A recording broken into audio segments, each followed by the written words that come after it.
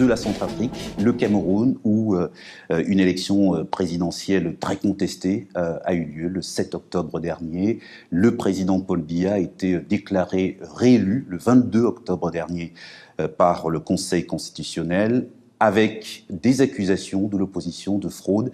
Est-ce que, de votre point de vue, ce scrutin au Cameroun était une élection libre et transparente? Moi, je n'ai pas la capacité de juger, puisqu'il n'y avait pas de mission de contrôle, de vérification initiée où la France était présente. Je constate qu'il y a eu une élection qui s'est déroulée néanmoins dans le calme, même si il y a eu quelques difficultés dans les régions anglophones. Je constate qu'un président a été déclaré élu, Paul Biya, par le Conseil constitutionnel. Il a été déclaré élu. Donc je le constate. Cette nuit, on a eu les résultats de l'élection présidentielle au Congo-Kinshasa. On les a attendus pendant longtemps, ces résultats. Le nouveau président élu s'appelle Tshisekedi. Il est élu, et alors ce qu'on ne comprend pas, c'est qu'il est élu avec 18% des voix et que son adversaire a 60%, le vaincu, 60%. Qui le dit? C'est plus aléatoire que ça. Nous sommes très soucieux de la situation au Congo-Kinshasa, la République démocratique du Congo, parce que d'abord, le président Kabila, qui est le président sortant, avait prolongé son mandat de manière anticonstitutionnelle de 2 ans. Bref, heureusement, les élections ont pu avoir lieu.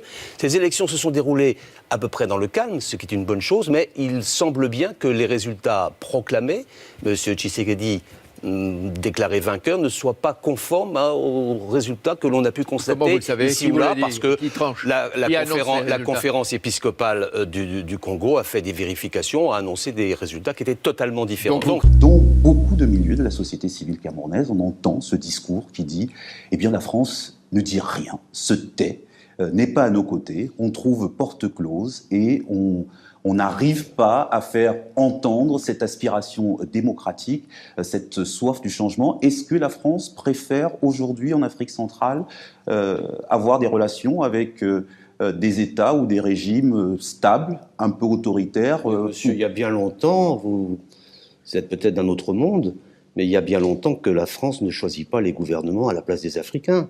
C'est de l'histoire du passé. Si certains s'y complaisent encore, ils ont tort. La France reconnaît ce qui se passe.